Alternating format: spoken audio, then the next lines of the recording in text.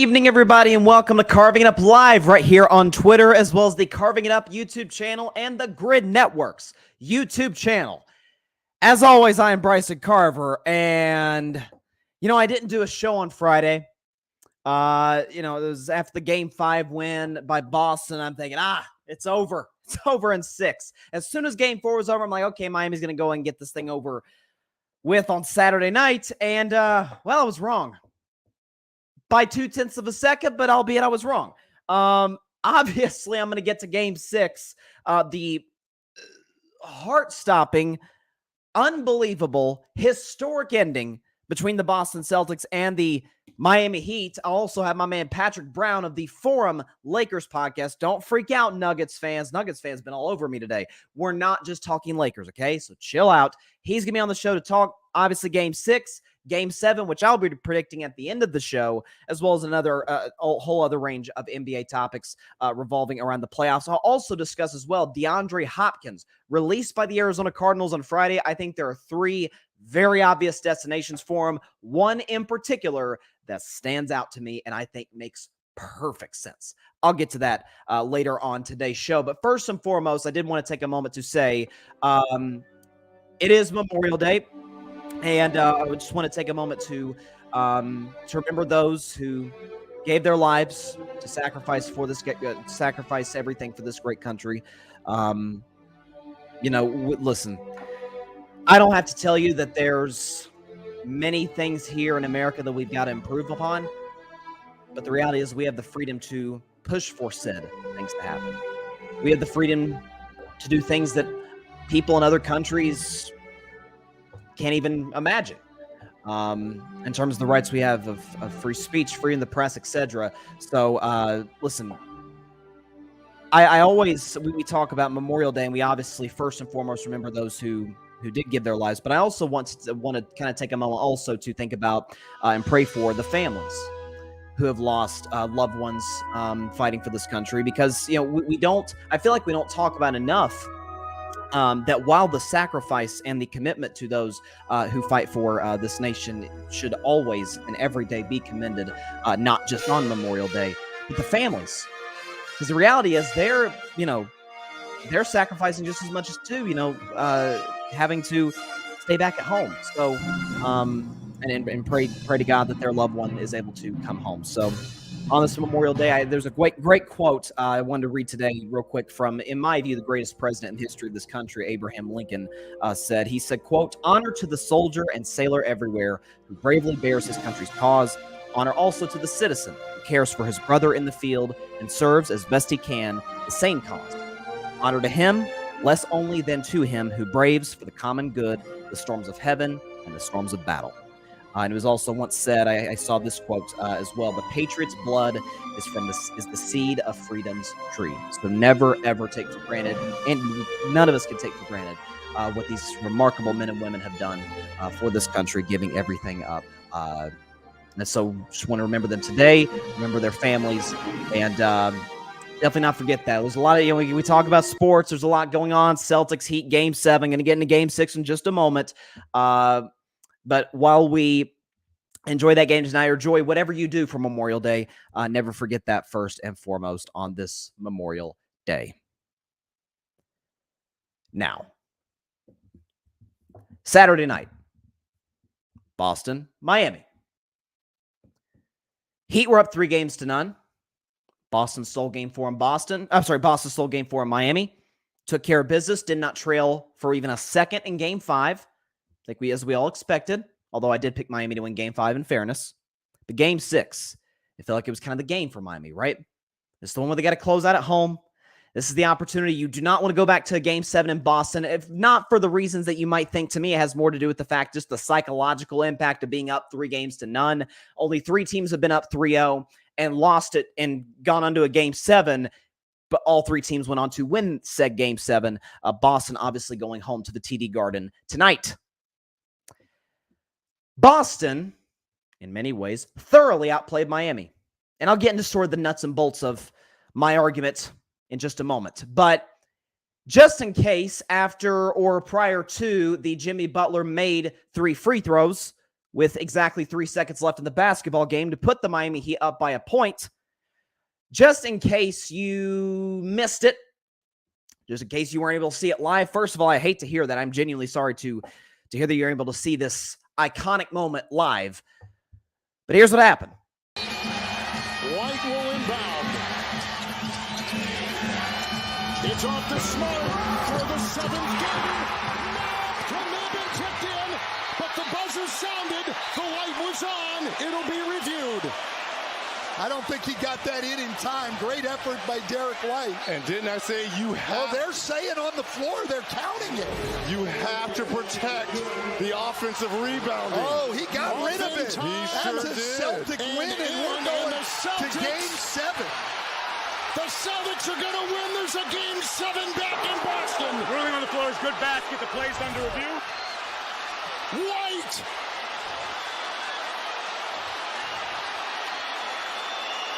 What a finish to this game. It was as stunning a moment as you could possibly imagine in that situation. As a matter of fact, Derek White now only joins Michael Jordan as the only player to hit a buzzer-beating shot in which if you miss, you're eliminated. So, like, essentially, it's not like series-ending buzzer beater like we saw Damian Lillard do it twice in 2014, 2019. It's not one of those. It is, if you miss, your season is over. Only one of those to that point had been hit, and that was obviously, as Cleveland fans know, the shot made by Michael Jordan in the midst of his prime in his career. And now Derek White joins that club by the absolute skin of his teeth, the skin of the Celtics' teeth, to force a Game 7. I do not in any way want to come across as a Boston Celtics hater. I'm actually a Boston Red Sox fan. So I have sort of a love-hate relationship with the city of Boston. I think it can be a little crude at times, but I mean, listen, it is sports. Although, listen, when they go to the racist route, that's where I completely draw the line. But point being, I don't want to come across as anti-Celtics here because you guys know I'm a big Jason Tatum fan. I've always been a Tatum defender on this show. That game was more about what Miami didn't do than what Boston did do. Boston tried as hard as they could to get that game to Miami. You look at the fourth quarter, okay? I'll get into what happened before that, but you look at the fourth quarter, okay? Boston is in a situation where they're up 9 with 3 minutes to go. Does that in any way sound familiar to Game 7 last year when they were up, I think it was 12 or 13 with 3 minutes left? They struggle in these situations. They struggle to close Game 1 when Jimmy Butler went off. They struggle to close Game 2 when Grant Williams, my man, woke up the beast that was Jimmy Butler. And up to this point, Jimmy Butler had, let's be honest, below average games. Game 3 wasn't that great, but it didn't have to be. His teammates showed up and Miami routed Boston. I said Boston quit that game. Game 4 didn't play that great, but it's game, you can't always sweep everybody. You'll see what happens. Did not play it well at all in Game 5. And Saturday night, shot 5 for 21. His teammate, Bam Adebayo, offensively. Now, he was good on the offensive glass. I'll give him that, although he wasn't able to secure that last rebound at the end. But Bam Adebayo, 4 for 16. So, the two best players for Miami, outside of Jimmy, in literally the last minute in which he scored the Miami Heat's final 10 points, didn't show up when they needed him most.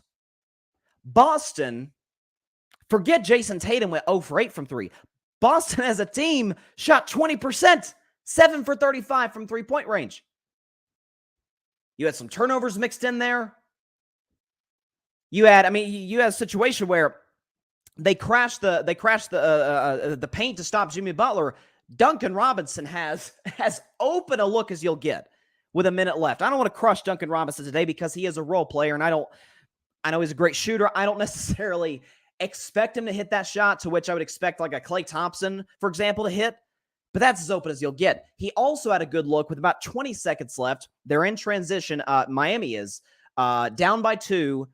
Kick out to Duncan on the left wing. It felt a little rushed. Reminded me of a Jordan Poole shot in the Lakers series in Game 1. Similar to that, although it was a much better look for Duncan. He missed that as well. So Miami continuously opens the door for Miami to run through, and they almost did. Credit to Jimmy Butler drawing the foul on Al Horford, although I think that was more just bad defense by Al Horford, a bad foul, just kind of panicking that situation, right? The clock's running down. Jimmy's kind of taking his time a little bit, wanting to get to his spot. Turns out his foot is behind the three-point line. Both toes are, rather. You get the 3 free throws, Jimmy, as I knew he would, as I was talking to a buddy during the game, knew he'd knock down all 3. That's exactly what he did. And then, of course, that last moment happens. To me, and I'll get to sort of the Boston outlook. I'll talk more about Game 7 later. But to me, 2 people in particular deserve blame for, because I want to give credit to White, too, because people said, White doesn't crash the glass, Boston season is over, and we're talking about a Heat-Nuggets series today. So credit to White, absolutely. But 2 people from Miami deserves the most blame. Number 1 is Max Strus. Max Strus is guarding the inbounder, which is Derek White. But he has his back to him. He's kind of playing center field, looking to see where he throws it. And by the time you can see on the tape, he's rushing to try and, grab the rebound, but White's already got the angle on him. So there's no way he's going to be able to get in. He'd have to probably foul him, and that's the worst case scenario for Miami. Or I guess second worst, because the worst case is what happened for the Heat. And the second one, to me, just as if not more egregious, Bam Adebayo. If you watch the play again, Adebayo's going out to contest the Smart 3. When Smart shoots that catch and shoot shot, which, by the way, almost went in. I actually thought that was down, when he let it go. He's boxing out Al Horford. But when Smart lets the ball go, there's 2 seconds left. Horford's not getting the basketball. Now, I'm not saying you box out White or you box out Tatum, who also crashed the glass on the right side of the rim. Man, Bam Adebayo was as active a player on the offensive glass. Do we have the... Yeah, he had... hold on, let me get the offensive rebounds for Bam. Yeah, he had 7 offensive rebounds this past game. Like, that's the one you got to come up with. That's not an offensive rebound, obviously, but that's a key rebound he's got to, come up with. And I will say this about the Boston Celtics, because if you remember last week when I issued my apology to the Heat fan base, of which I have nothing but respect for. I know some Heat fans. Heat fans are awesome. The city of Miami is awesome. The Heat organization is as well run as any in professional sports. And I felt bad because I was the only human being in sports media, be it radio, podcasting, television, that said Miami could go on a deep playoff run. Check the tape back in February. I literally said that. And I felt bad 3 games in about picking the Boston Celtics to win the series. But when I was talking about Boston, I said, man, they really miss Ime Udoka. But the one thing I will give Joe Mazzulla is this. And I've bashed Joe Mazzulla. But I have to be consistent. We can't say Joe Mazzulla deserves all the blame when they lose and none of the credit when they win. The one thing I will absolutely give him is this. I heard Steve Kerr talking about years ago. He said, coaching in the NBA is different than almost any other sport. Maybe you could argue baseball's a little similar. But coaching the NBA is 10% X's and O's, 90% managing personalities. Making sure they're ready to go. Joe Mazzulla did not do that in Game 3.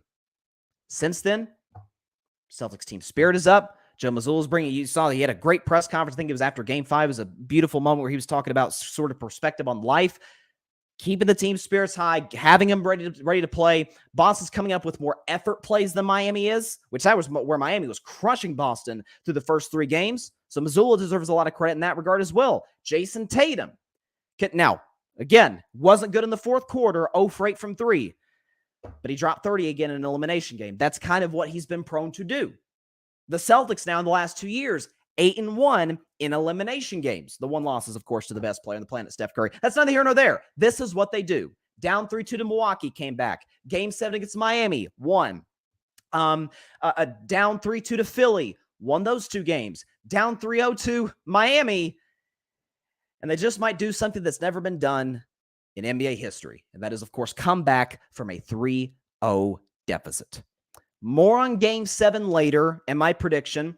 I'll say this, it's a lose-lose for me predicting this game, because I had Boston in 7 coming into the series, and then I felt terrible, not just because Miami was up, but because I was like, man, I'm the only dude that picked Miami to do anything in the postseason, middle of the year, when they were the 7-8 seed, nobody believed in them. I said, Miami's a threat, and I felt bad about not picking them. And so, but I also, in the same sense, I believe in pick integrity. I believe when you make a pick, you live and die by that pick. What do I do? Well, find out at the end of today's show. Got a comment here. My man Parnell here at the Grid. What's up, Parnell? Host of the Commanders Demand podcast. Parnell, will Jason Tatum have another Game 7 like he did against Philadelphia? I don't see a 50-burger, Parnell. Here's what I will tell you. He's getting his 30. Is it an efficient 30? That's, to me, the question. Is he aggressive in the final moments? Which I did my NBA playoff weaknesses, which I do for the NBA and the NFL every year going into the playoffs. Like every team, what's their biggest weakness? And for me, Boston's it probably should have been coaching. But what I put was Tatum's aggressiveness in late game situations. Overwhelmingly, that hasn't been the issue. You look at Game 6 against Philly. You look at Game 5 was kind of a blow. That's a bad example. Game 4 against Miami, hitting some big shots, not letting the Heat get back to the game, get momentum. That's, to me, the question. What's his aggressiveness if the game is tight? Is he able to get to his spots when he wants, where he wants? Because, listen, a lot of his points in this series, again, he only shot 8 for 22 on Saturday. A lot of his points have come at the free throw line, which, listen, if you need to slow the tempo down, Miami's going a little bit of a run, get to the free throw line, calm yourself down, get the crowd back into it. So whatever you got to do, Jason Tatum is a guy who, I will say this, Boston wins tonight. Why on earth are we not talking about Jason Tatum as a top 5 player in the NBA? I'm dead serious. Okay, KD has yet to make a conference finals since leaving Golden State. Joel Embiid has never made a conference finals, period. Okay, to me, the only guys that are absolutely cemented, nothing you can do to take them out of the top 5 are Steph, Jokic, and Giannis. Those are the guys, like, you can't remove them as we sit here today. Spots 4 and 5 are up for grabs as far as I'm concerned. Okay, only NFL topic of the day, but it was some pretty big news on Friday. So we've been following this DeAndre Hopkins. I haven't talked about it a ton on my show, but the following around DeAndre Hopkins, what's going to happen? The Cardinals going to trade him. Obviously, he's made it pretty well known. He's kind of done with the Cardinals organization, which can you blame him with the turmoil that's going on with their quarterback, with their head coach, with their organization as a whole? They're kind of a dumpster fire, and dare I say, might be in the Caleb Williams or Drake May sweepstakes. But he wanted out rather. And the Cardinals on Friday cut bait. They released him. So it was confused. I was actually talking to Ryan Flowers, who you guys might know, Clutch Sports Talk with the Grid. We're talking about it, and he was saying, I think the contract has a lot to do with it. Like, teams are going to be more weary about saying, okay, if we have to give up a lot for DeAndre, not only do we lose picks and assets, but we also got to pay a lot of his contract. Now you don't have to give up anything, and you, in all likelihood, will not have to pay him as much.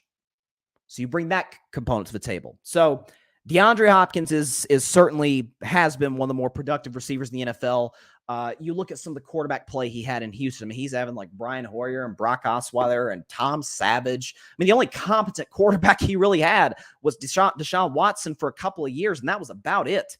Kyler Murray was solid in 2021, but how much credit goes to Kyler and how much goes to DeAndre? Because once DeAndre got hurt, Kyler hasn't been the same since. And even when DeAndre came back, Kyler still couldn't get back to what he was. So needless to say, DeAndre Hopkins is one of those dudes where doesn't matter what quarterback you give him or what system, dude is going to get open and dude's going to give you 1,200 yards minimum and double-digit touchdowns. He wants to go to a contender, and he talked about on a podcast, I think he listed 5 quarterbacks. Not all of them are coming to my mind at the second, but certain quarterbacks, obviously, talking about Mahomes and guys like that. To me, there are 3 destinations that make the most sense, that are the most obvious for DeAndre Hopkins. In the third spot, Kansas City. Now, if Kansas City has DeAndre Hopkins, holy smokes, the league is in trouble. You have DeAndre Hopkins, you have Travis Kelce, you have the running game that they have with Isaiah Pacheco, and now their offensive line, I don't think is going to be quite as good since they lost my man Orlando Brown to the Cincinnati Bengals. It was a big loss for Kansas City in the offseason, but they still have a plethora of young weapons. I like the potential of Sky Moore. And Andy Reid is the best offensive coach, in my view, in the NFL, slightly above Kyle Shanahan and Sean McVay. That makes all the sense in the world. You get a number 1 option for Patrick Mahomes. Very different player than Tyreek Hill. But listen, Mahomes is the type of dude to make anybody work. DeAndre would be a perfect fit there. It would feel more like a luxury and not a necessity move for Kansas City. Now, if they add him, They're obviously a significantly better football team. They're a significantly better offense. And who's to say they're not the favorites once again to, if not just come out of the AFC, but to maybe win it all, maybe to go back to back, which nobody's done in 2 decades. So Kansas City's in third place for me. Second's Buffalo. Buffalo, I think, needs him the most. Of the teams that want to contend in certainly the AFC, which is just quarterback loaded, it makes the most sense for him to go to Buffalo. First of all, we don't know what's up with Stephon Diggs. Okay, he hasn't been in OTAs. He's kind of made some noise this offseason. He's not happy. I don't know if it's with his contract or whatnot. If they don't have Stephon Diggs, folks, have you seen Buffalo's receiving core? It's awful. So not only do you get if worst case scenario, Stephon Diggs said, hey, I want out of Buffalo. Okay, well, a good replacement will be DeAndre Hopkins, which opens up the offense, of course, for everybody else, and potentially is a guy who could help Josh Allen cut down on turnovers because he's a dude, you throw to DeAndre Hopkins. A, he's not dropping the ball. B, if it's in the vicinity of a defensive back to potentially take the ball away, DeAndre's not letting that happen. He's a little Julio Jones-esque in that regard. Buffalo makes sense. I think Buffalo, of the 3 teams I'm mentioning, needs him the most. But the one I think that makes the most sense, kind of that healthy in-between, where Kansas City would be more of a luxury than necessity, and Buffalo, where it's the other way, that healthy medium, the Baltimore Ravens. You pair DeAndre Hopkins with Odell Beckham Jr. and with Zay Flowers, who they just took out of Boston College in the first round, who I love, and Mark Andrews. You've committed long-term to Lamar Jackson. The man finally got his contract. He is the Ravens quarterback for the long term. You are in a forget conference. You're in a division that is quarterback loaded. Joe Burrow, his resume to this point speaks for itself. The Bengals' resume to this point speaks for itself. Pittsburgh, I like the emergence of Kenny Pickett, and Pittsburgh's gotten him some weapons, taking advantage of him being on that rookie deal. And as for Cleveland, I may not like Cleveland as a city or as an organization.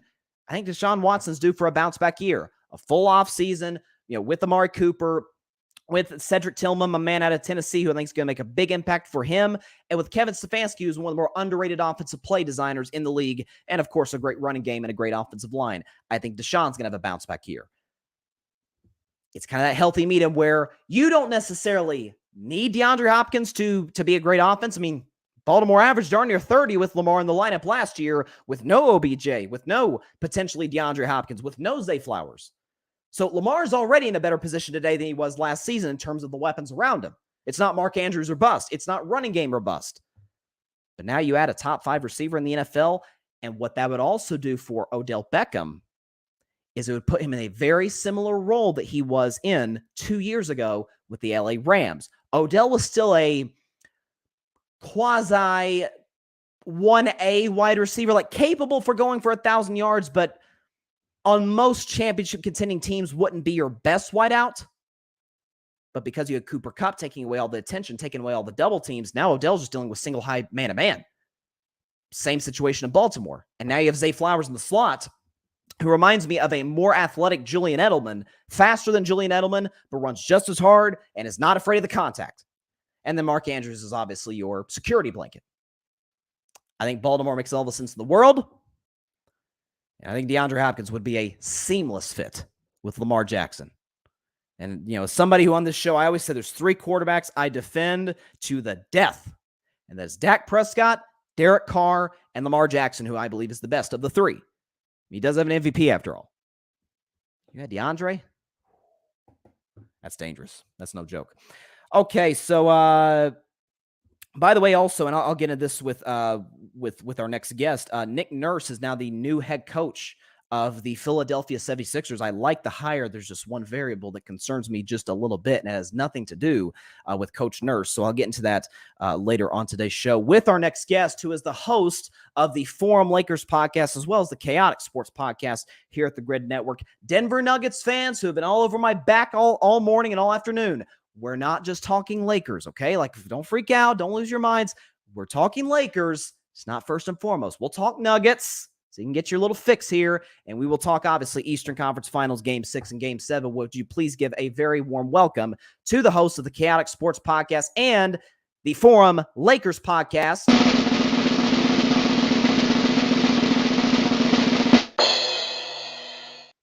Patrick Brown of the Forum Lakers podcast. Patrick, are you able to hear me? How you doing? I'm doing good, Bryson. Happy Monday. Is my audio good on your end? Sounds great. Sounds great, man. Glad to be back, man. I said my happy Mondays to you and your family. Hey, absolutely, to you and yours as well. First of all, Game 6. I'll let you have the floor because I don't really know what to say other than what I said earlier. One word: chaos. That's appropriate. That was one of the more crazier sequences I'd ever seen. I fell asleep listening to the game, in all honesty. Ooh. I fell asleep listening to the game on Saturday night. I just happened to wake up and saw a plethora of notifications saying Celtics forced Game 7. I go back and watch the highlight reel. And how in the world did he get that shot off before the clock read 0-0? If Miami had just blocked out that side of the rim, we're having a different conversation today. But when the Miami Heat's best player and Jimmy Butler is not aggressive through three quarters and comes live in the fourth, you can't refute that, Bryson. You can't. Your best player has to be in attack mode from start to finish. And Bam Adebayo didn't help himself either. It was Gabe Vincent, Duncan Robinson, and Max Strus who came along for the ride. Your best player has to be the focal point in getting the job done, getting the team to the finish. If he's not aggressive, that's the kind of result that we have. And I was flabbergasted, and I'm about like everybody else. I've watched it several times, and I still can't believe what I saw. It's one of those things, if you were not awake or tuned in when it happened live, I don't know what to tell you. And I'm guilty of that today, but knowing what had just happened, I took some time. I rewatched it. I slept on it. I watched it again. And it's just like Game 7, the best two words in professional sports. That's it. If Boston pulls this off, what will we say tomorrow morning on all the shows? What does this tell us about Jimmy Butler having a 3-0 lead and blowing it? Well, everybody ostracizes LeBron for his shortcomings. We've ostracized KD, Giannis, all the great players. If Jimmy Butler is on this plethora of great players, where does Miami go from here? What would we say this season was for them? As you referred to them as Jimmy Butler and their dark horses. The dark horses showed up Saturday night. Yep. But you're going back to Boston for a Game 7 after having a 3-0 lead. The corniest line in the whole series, don't let us get one win. Mm-hmm. It's coming full circle tonight. Boston's got the momentum going back home. The pressure's still on Miami to get one game. There's no way on God's green earth that they can recover from that. You think it's over? I think Boston puts nail in a coffin in the first half. Wow. Okay. The only way Miami stays in this game, Bryson, Jimmy Butler. He has to run off 23 points in the first quarter. Okay, so we're talking like LeBron heater, like in Game 4 against Denver. He's got to run it off. He has to get going early. He cannot be passive aggressive. Because then it adds more pressure on the others to say, okay, our best player's not attacking. Duncan Robinson and Gabe Vincent and Max Strus were phenomenal. You live with that shot that he took. It was about as wide open as you can get. Yep. But the play before that was Al Horford's big block. That pretty much, got Boston back in business. Right.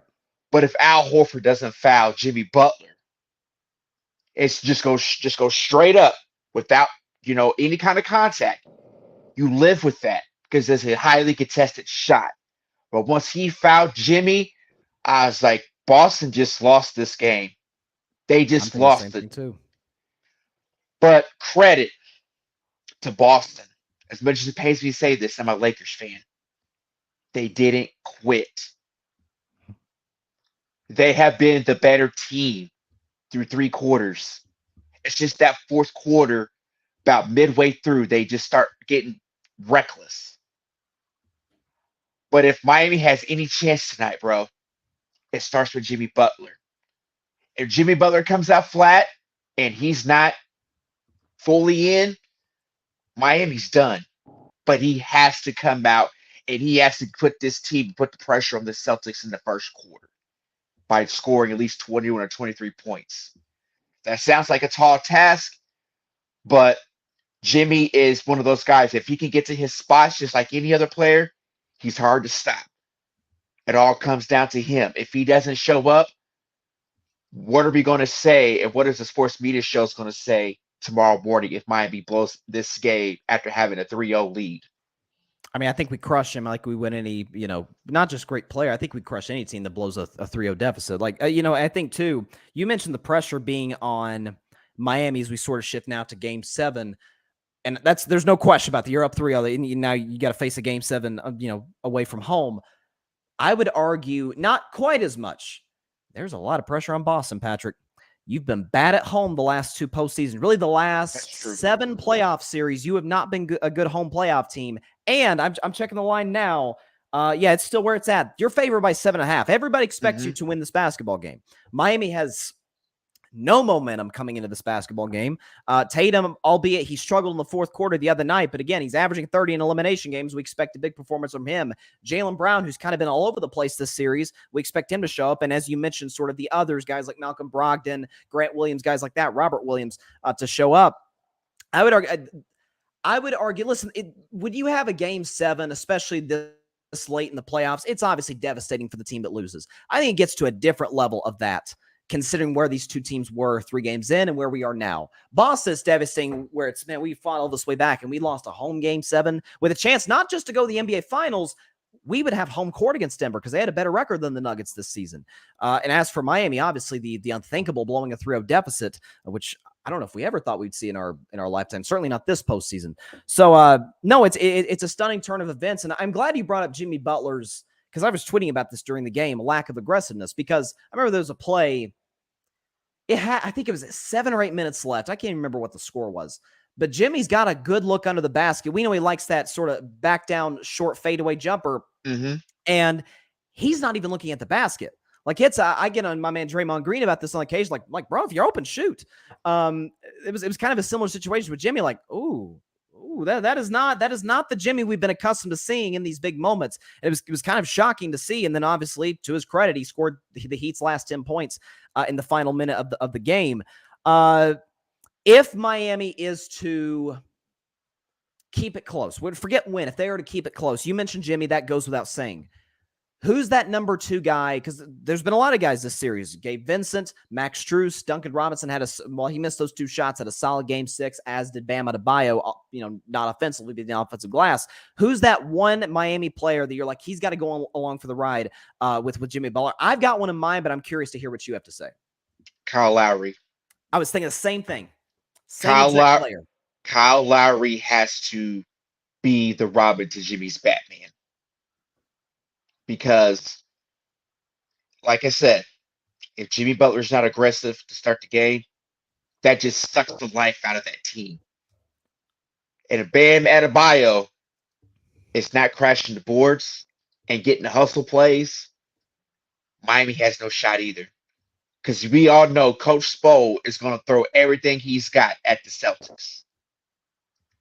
But it's going to come down to Jimmy Butler. It's a full circle back around to him. Kyle Lowry's got to be there along with him for the ride. If those two get going and Bam Adebayo can get a few easy buckets here and there and focus on the defensive side of the ball, his offense will flow. Sure. So if you get those 3 components or those 3 players going, it's going to make Duncan Robinson, Gabe Vincent, and Max Strus's jobs easier. I would like to see Kevin Love more of the floor as well. Kind of helps stretch the floor a little bit, open it up. Because as you can see, whenever Boston goes with, Grant or Robert Williams, it looks like Robert Williams is out playing Bam Adebayo by a long shot. Oh, yeah, he has.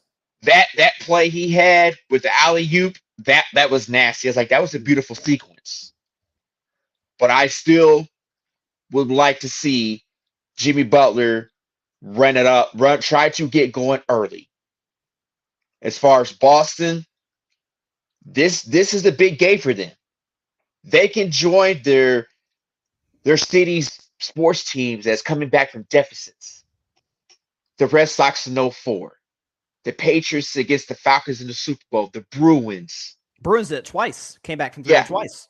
Twice. So they're right there. They've got a little bit of favor on their side tonight because we all know that crowd is going to be ruckus. Oh, yeah. That fan base is going wild.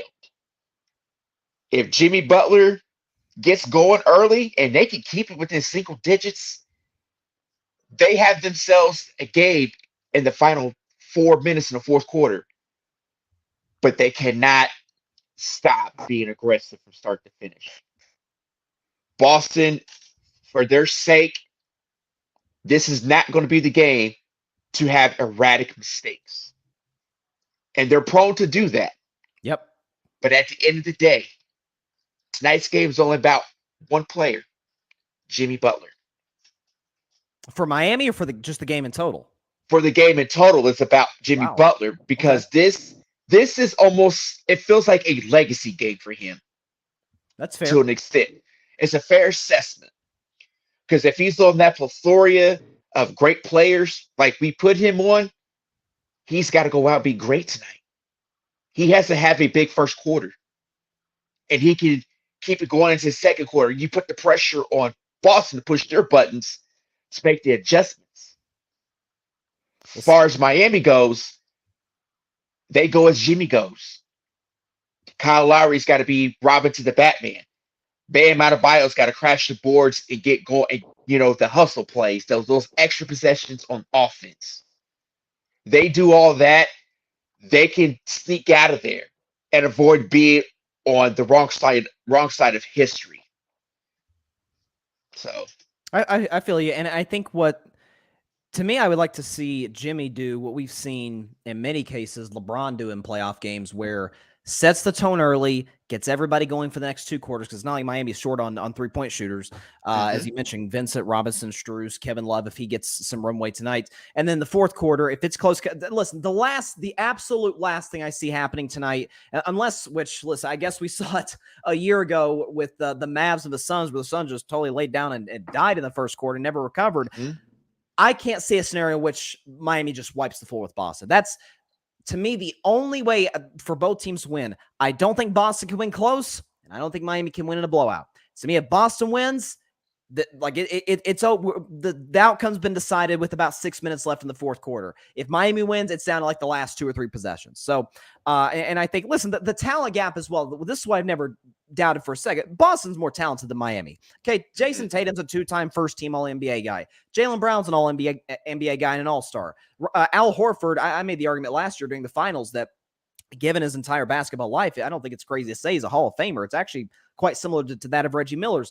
You have Malcolm Brogdon, former six-man of the year. So they've got guys. It's not to shortchange guys like Jimmy or like you mentioned, Kyle Lowry or Bam, who's an all-star player. But Boston's absolutely the more talented team. That's why they won 57 games this year. That's why they were in the finals last year.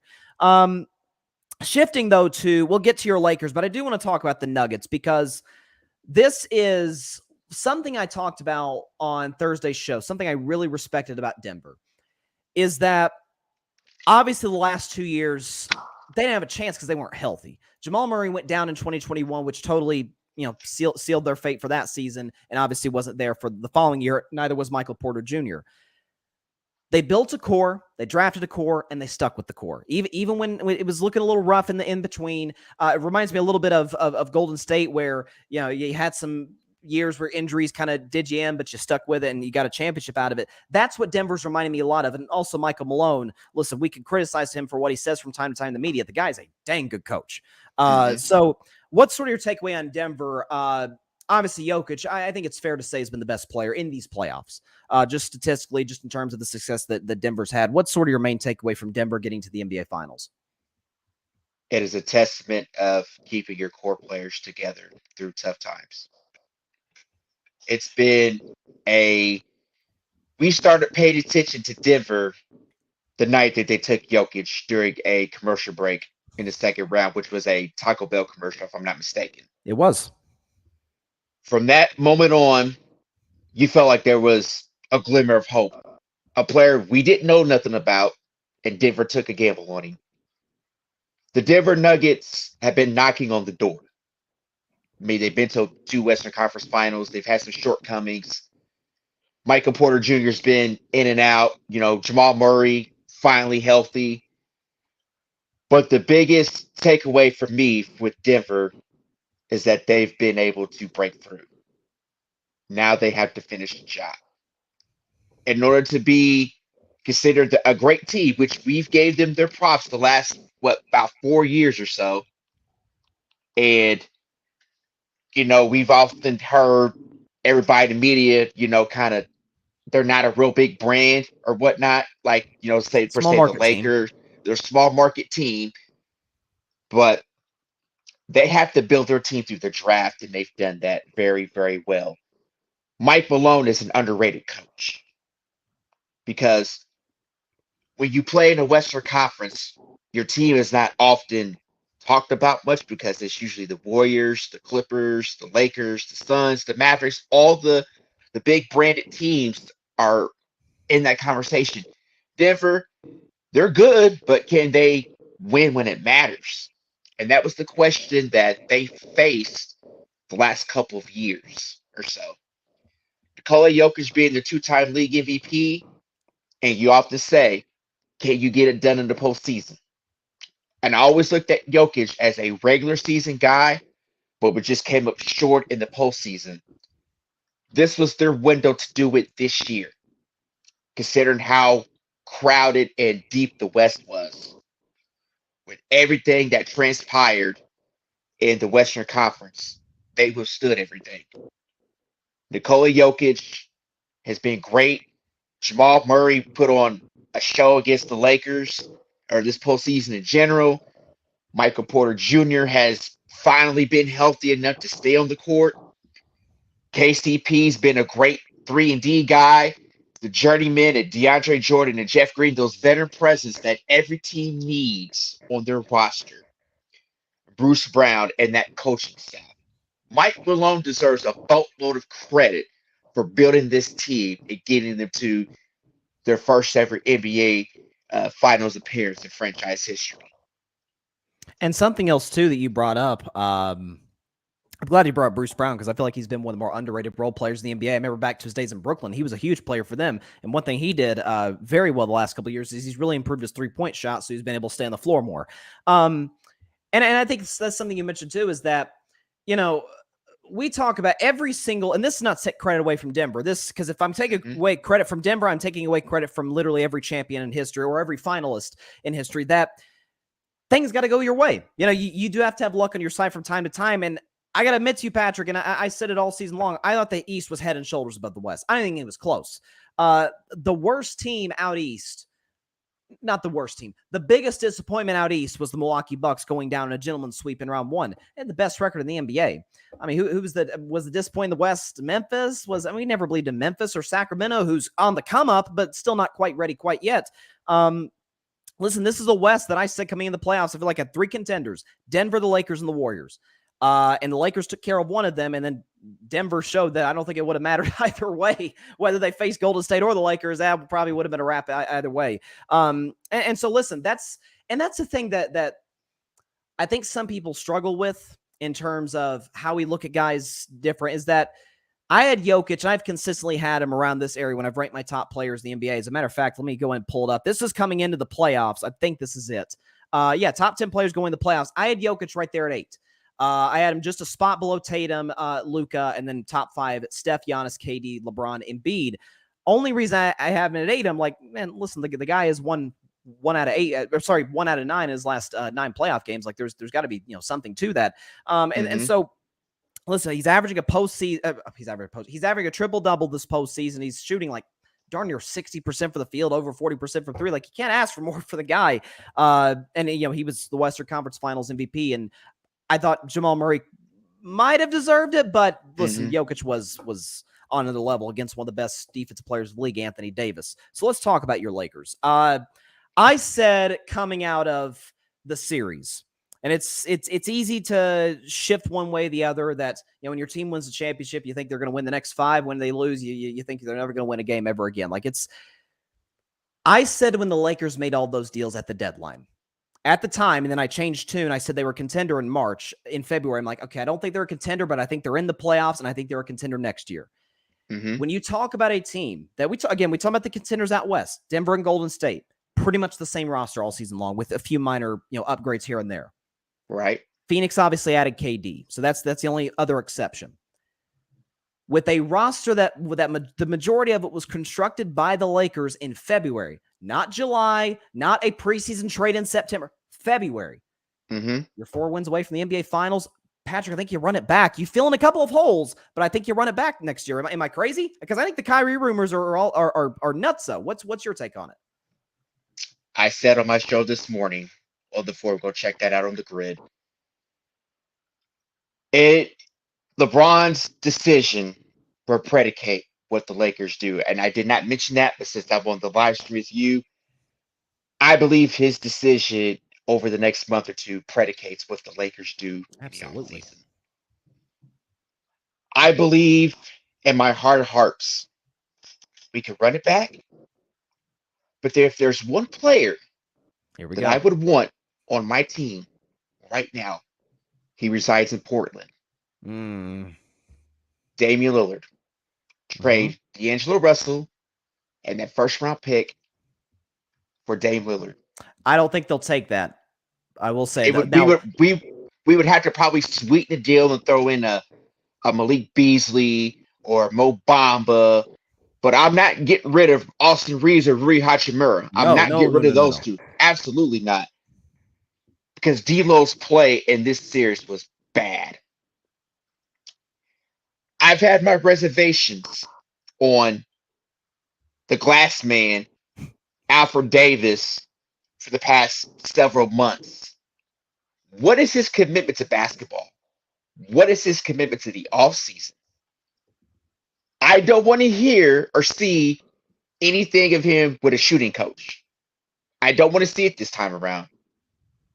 I want to see him on the weight room. I want to see him take accountability, to have awareness that, you were terrible in games that we needed you throughout the playoffs. LeBron James, aging superstar at 38. The retirement talks, it was kind of like, it feels Tom Brady-esque. To walk away or not to walk away. What more do I have to accomplish to add to my Hall of Fame career? That's the question that I would ask any Lakers fan right now. I do not want Kyrie Irving whatsoever. I don't want a guy that is not committed to basketball. As great as a player as he is, Bryson, it's not worth the trouble.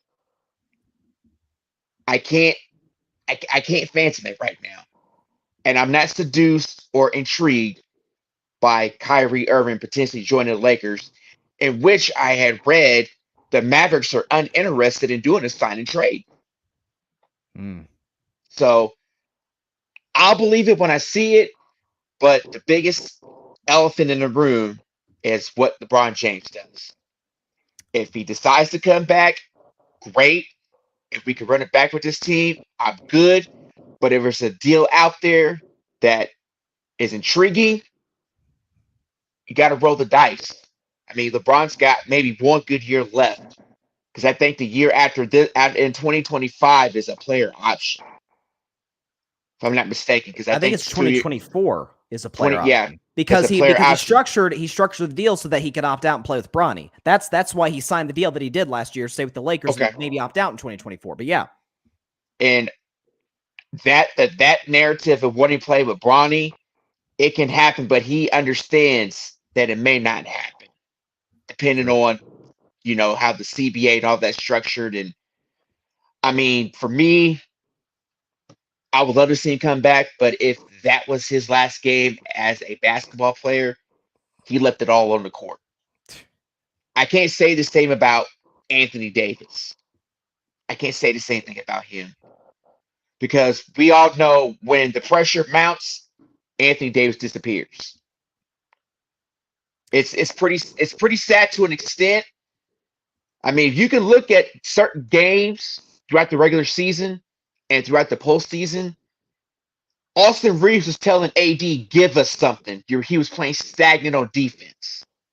He was getting punked by Nikola Jokic, if I'm not mistaken, in Game 3 or Game 4. I see Barry sent me a clip where Austin Reeves is basically telling AD, "Give us something." And then Wow. LeBron's looking at him like staring him down, and then they go like a couple possessions later, he gets punked again, and LeBron's walking to the bench and staring down AD. AD's body language says, "I don't want to be a great player." He's not an alpha.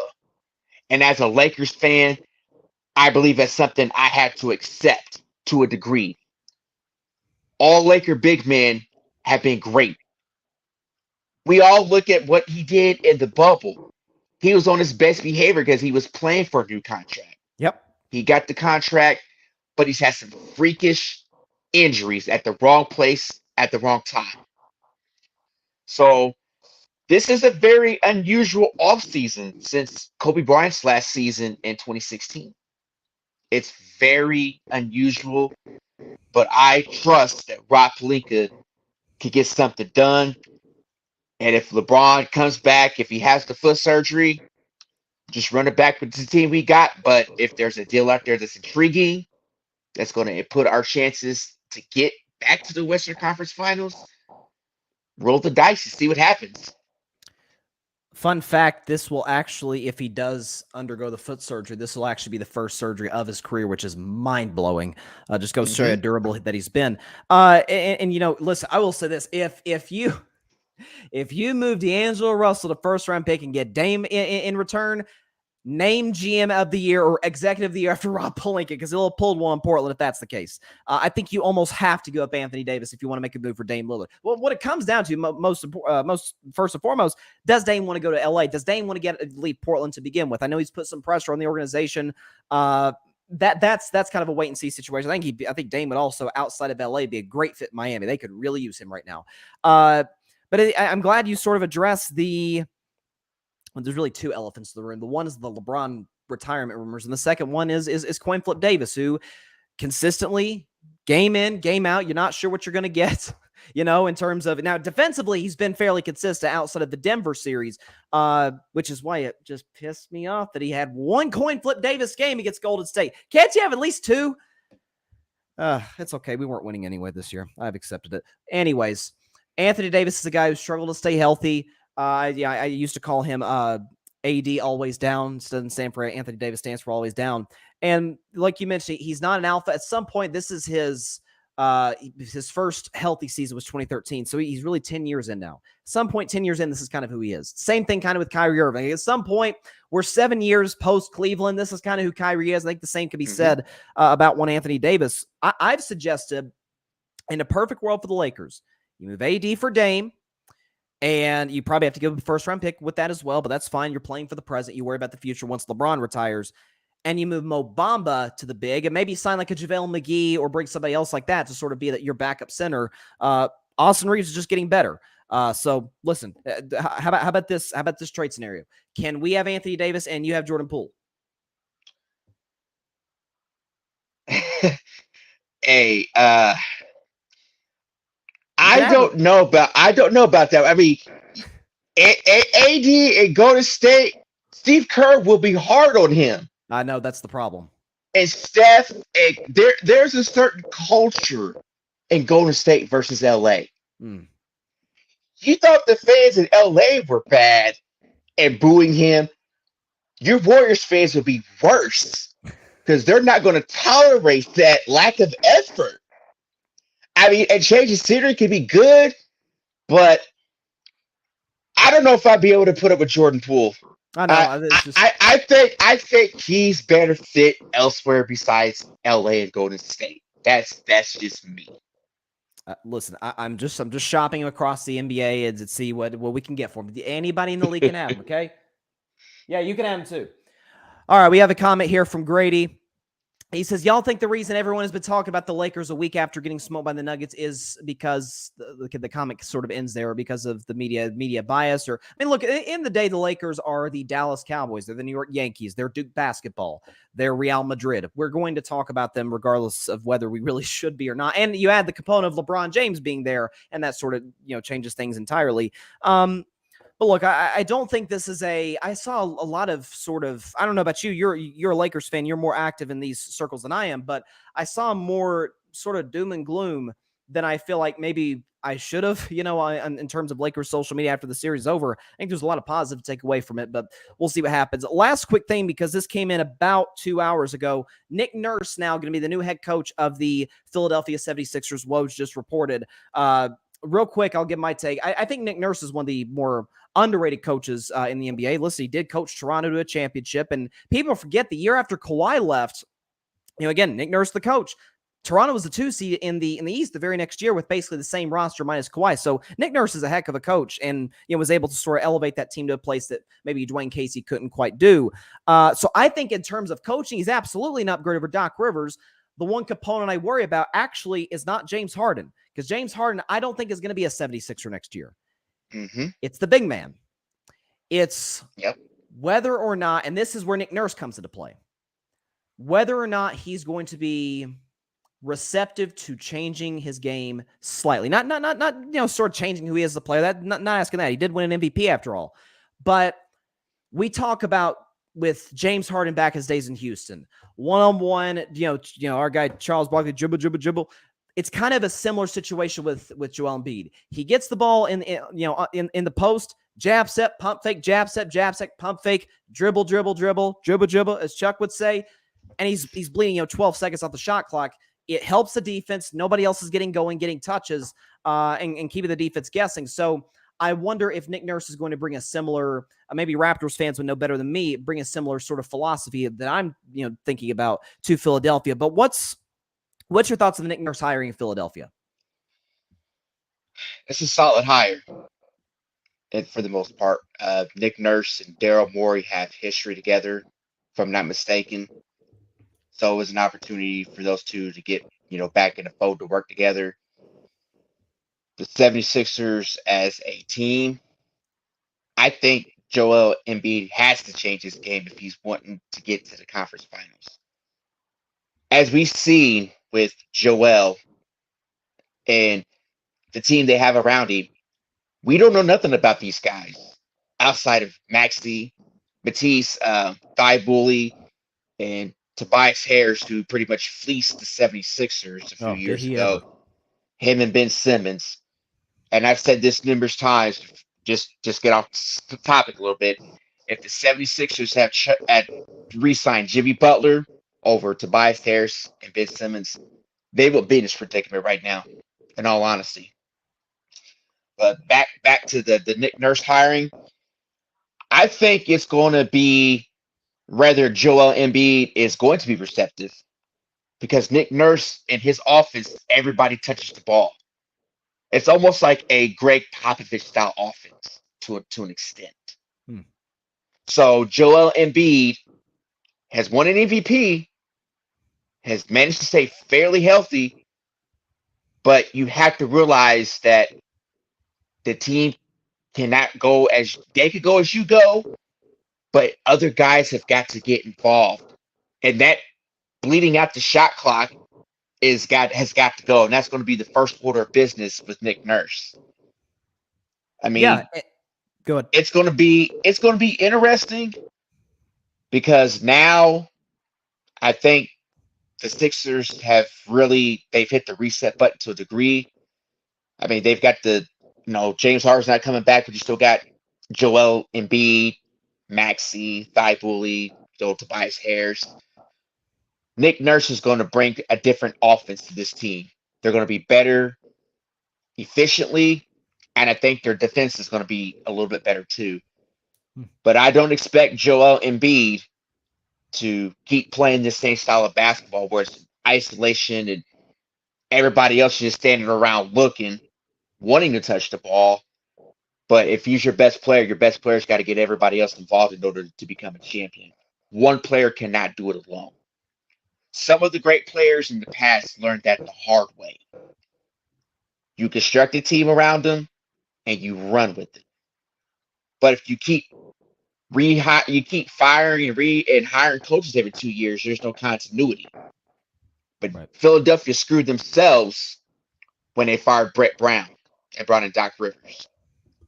Brett Brown got this team one lucky shot away from the Eastern Conference Finals against the coach that they just hired. That's interesting. What's crazy is Philadelphia is going to they expect a championship every year, regardless of what sports team it is. As a Cowboys fan and a Lakers fan, I despise anything Philadelphia. I like Dr. J and Allen Iverson as the only two players in Philadelphia sports history that will be in my workspace. No other Philadelphia sports player will be. But for the Sixers' sake, are they still in that window to win? Can they finally put it all together with Nick Nurse? Because as we've seen, the East was deep this year. Mm-hmm. They got the break of breaks when Milwaukee went out in the first round. Yep.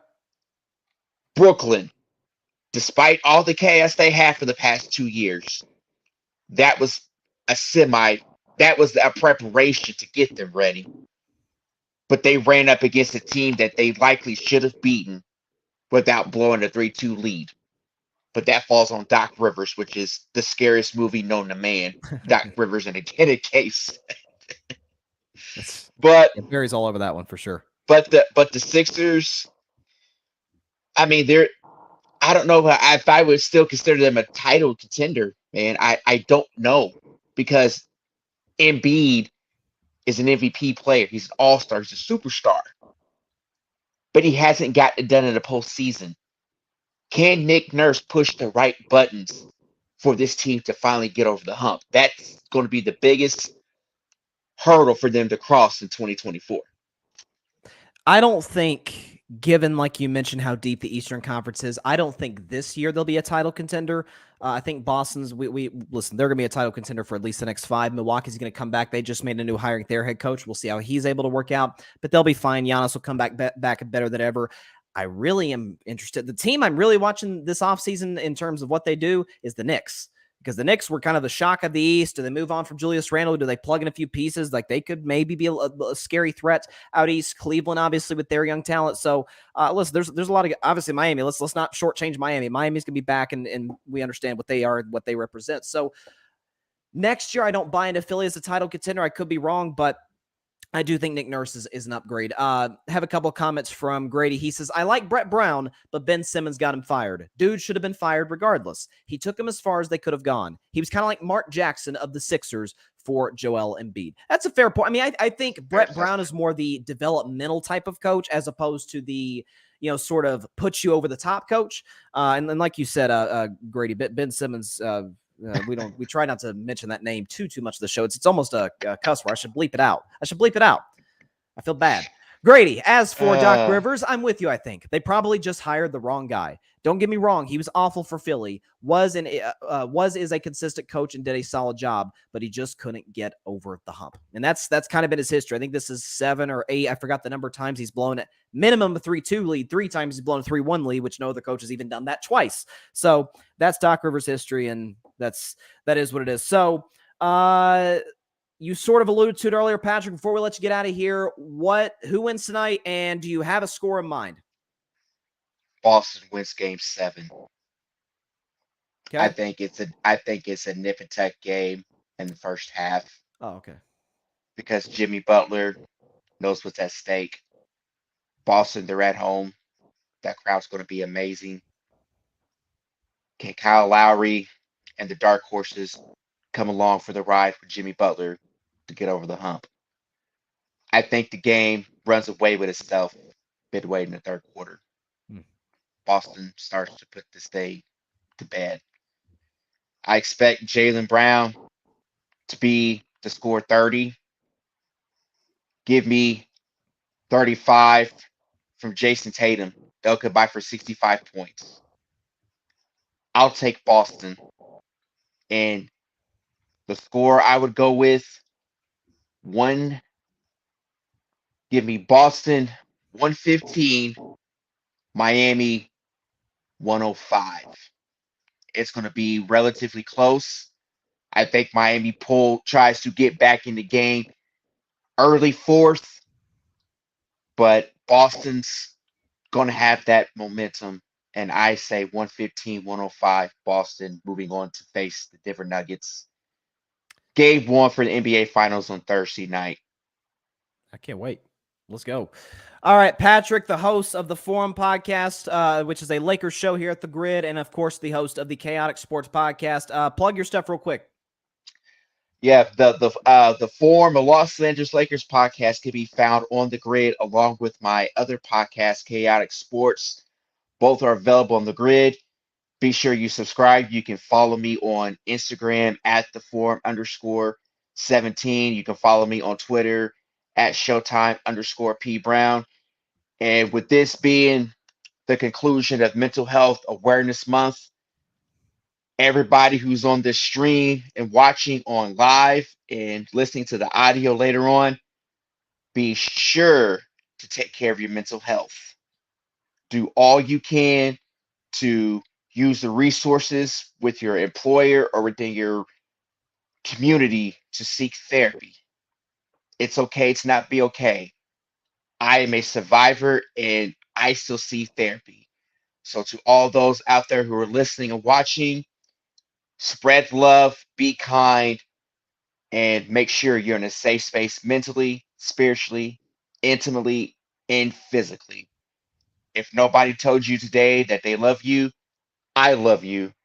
I may not know you from Adam and Eve, but I spread love and I give you all a hug from a mile away. So, Bryson, continue to use your platform and to use your voice and be a difference maker in your community and within your platform. I love you with all my heart, and our brotherhood is deeper than sports. So, from my family to yours, continue to stay safe and take care of your mental health. God bless you, brother. Gonna have to do this thing again. And everybody check out the Forum and the Chaotic Sports podcast. Patrick, have a great evening. Enjoy the game. And stay safe, my brother. All right, take care, Bryson. That was Patrick of the Chaotic Sports podcast and the Forum. Shout out to him as always. He is one of the better guys in this business. There's no question about it. And he makes some interesting points. And Grady's sort of alluding to it in the comments. He says, I will say this. Look at what Nick Nurse did with Pascal Siakam and Fred VanVleet and those guys in Toronto. Did a solid job developing him. Absolutely. Both guys, all-star level players. I've actually suggested Golden State trade for Pascal Siakam. I think he'd be a perfect fit with the Warriors. Jordan Poole, of course, Toronto. You can have him. And Fred VanVleet's a guy who we looked at as like, kind of a nice, like, spot-up shooter, six-man type of dude. So now it's like, dude, he made the All-Star game. Like, not that long ago. So, Nick Nurse deserves all the credit in the world. And the Raptors coaching staff, which that's actually where Milwaukee got their new head coach, was from Toronto. Was it Adrian? I don't want to butcher his name. I think Adrian Phillips is the guy's name. I want to make sure I'm getting this right. Let's look at Woj's Twitter feed. I think it was Adrian Phillips. Adrian Griffin. I'm sorry. My bad, coach. Adrian Griffin is the new head coach of the Milwaukee Bucks, who they hired over the weekend. Listen, he comes from the Nick Nurse tree, so I think it's going to be a solid move. Happy holidays to you, John.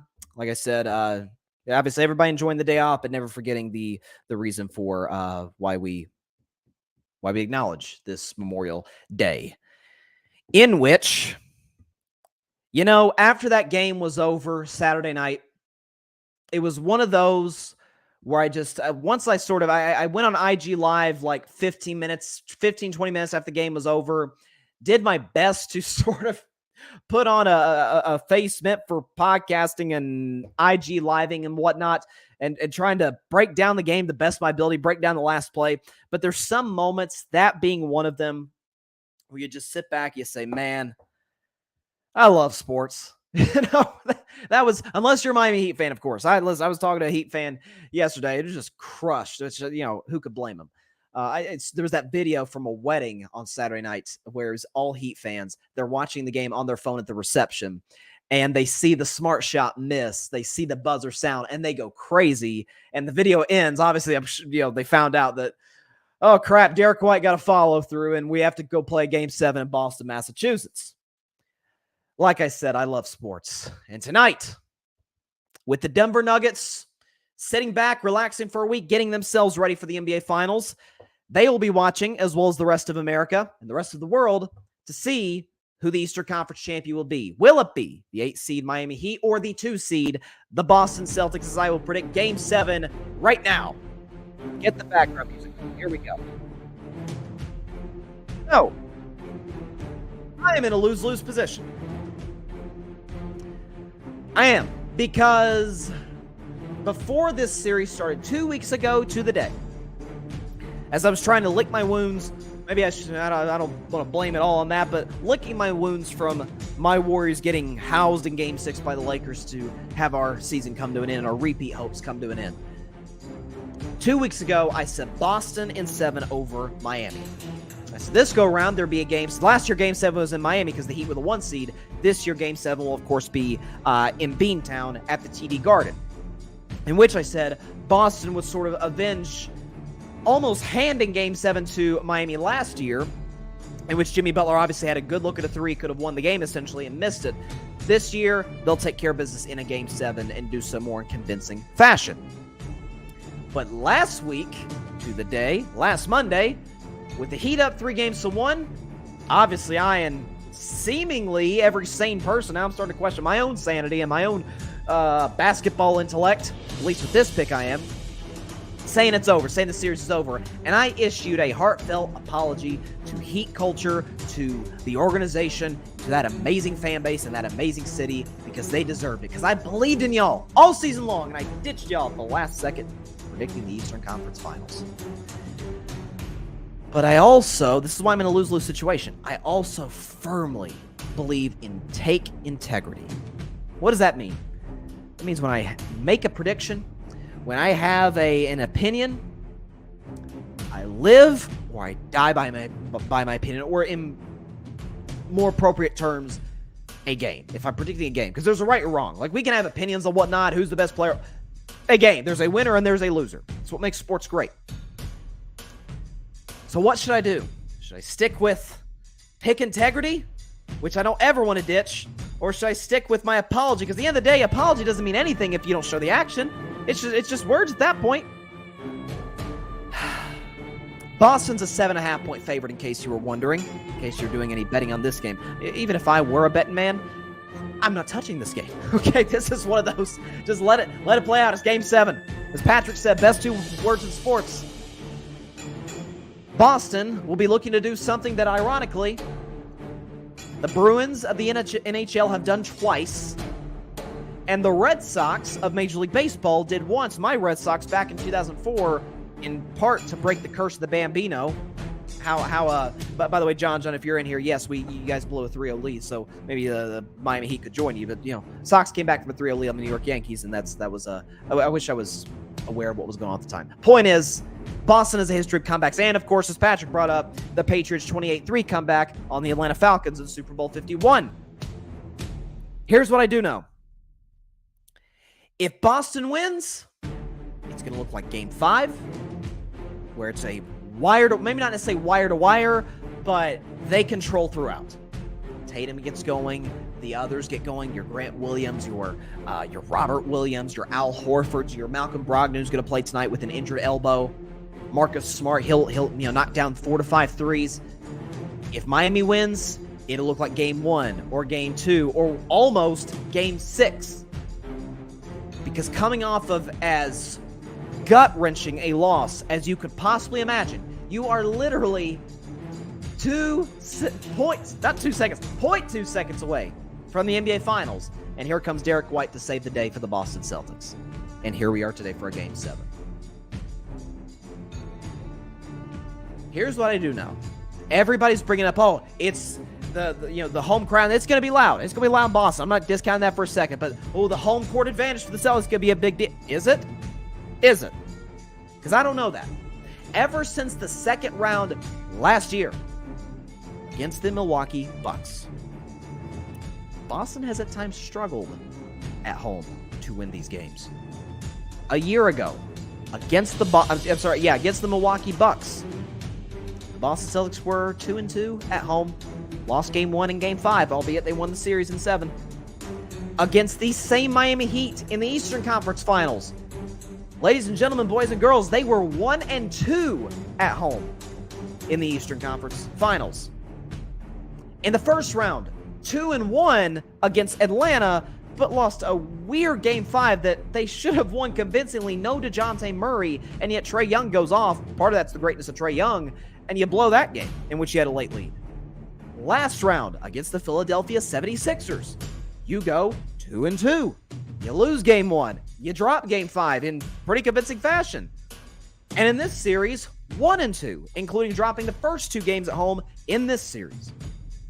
So I don't think Boston has consistently, over the last 2 postseasons, been a better road playoff team than home.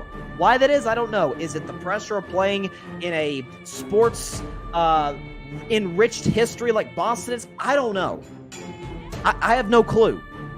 Maybe they like being the villains. Maybe they like going into other people's arenas and being the guy to take out the hero, or being the team to take out the hero, in this case, the Miami Heat. I don't get it. What I do know is Boston's 8-1 in elimination games. Boston loves these moments. That one loss comes to the Golden State Warriors, by the way. Jason Tatum averages 30 in elimination games.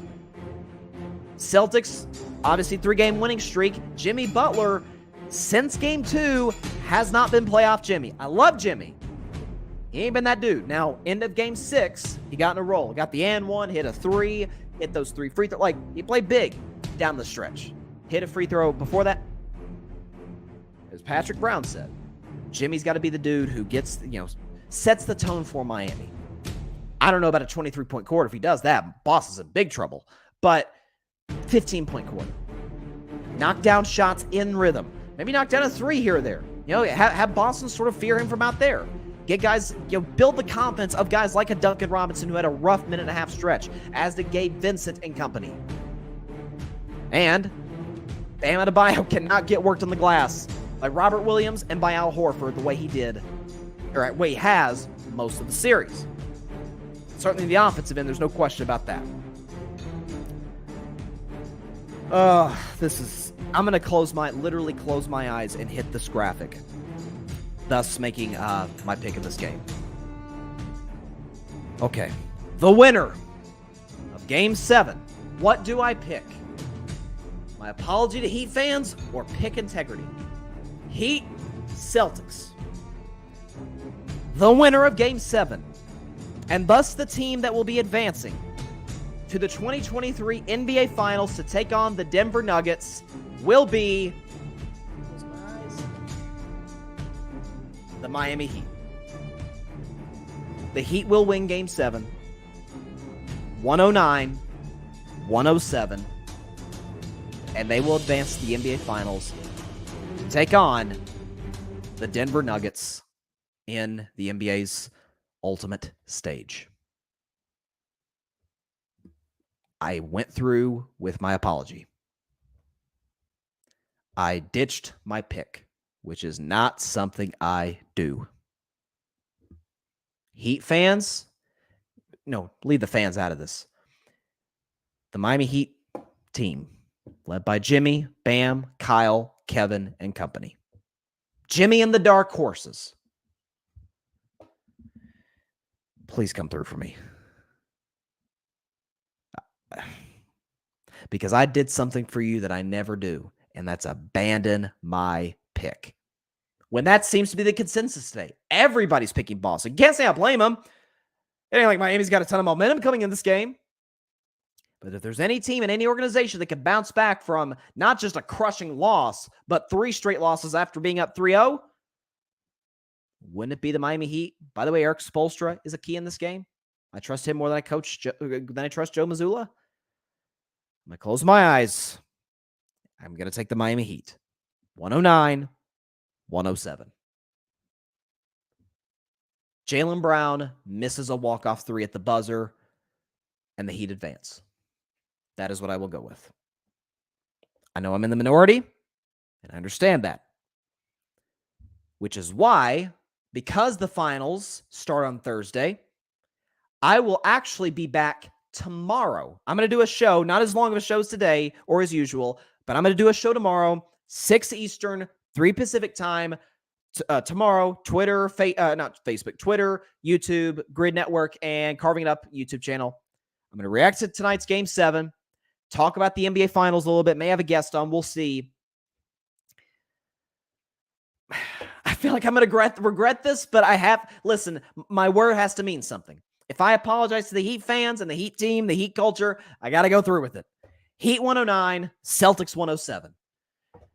One thing I do know, I cannot wait for this Game 7. So, that is all the time we have for today's show. Appreciate everybody stopping by as always. Be sure to catch a special episode of Carving It Up Live tomorrow to react to Game 7 at 6 Eastern, 3 Pacific time on Twitter, as well as the Carving It Up YouTube channel and the Grid Network's YouTube channel. And be sure to like, share, comment, and take 2 seconds out of your day and hit that big red subscribe button. It helps the channel grow exponentially. And be sure to go subscribe to the Grid Network. That is GRYD, the Grid Podcast Network, of which my amazing guest, Patrick Brown, hosts 2 podcasts on there, The Forum and the Chaotic Sports Podcast, as well as other amazing content creators on the network. We've added some new talent in recent months, so very excited to have them aboard. And yeah, subscribe to the Grid. You listen. Can't say I didn't tell you first. And that everybody else here at the Grid did not tell you in advance. We are really growing the channel, the network as a whole, and we're very, very excited about it. So continue to support the Grid. We really appreciate it. And those who haven't subscribed, please do so to my channel and to the Grid Network's YouTube channel, which is also, by the way, where you can find all of our shows on Apple Podcasts, Spotify, iHeartRadio, Google Podcasts, and wherever you get your podcasts. Game 7 tonight. I'll say it one more time. Heat 109, Celtics 107. And I'm going to live and die by that pick. I never switch picks, but I had to follow through in my apology. Have a great evening, everybody. Again, do not forget, all of us, not forget what this day is all about. Remembering our fallen heroes who gave everything for us, for this country, so that we could have the freedoms that we have today. Again, this is far, far, far from a perfect country, but there are certain rights and liberties that we have that, simply put, other countries don't. So do not forget, none of us forget the fallen heroes who gave it all. Have a great evening, everybody. Enjoy Game 7. I'll see y'all tomorrow. God bless you all. Peace out.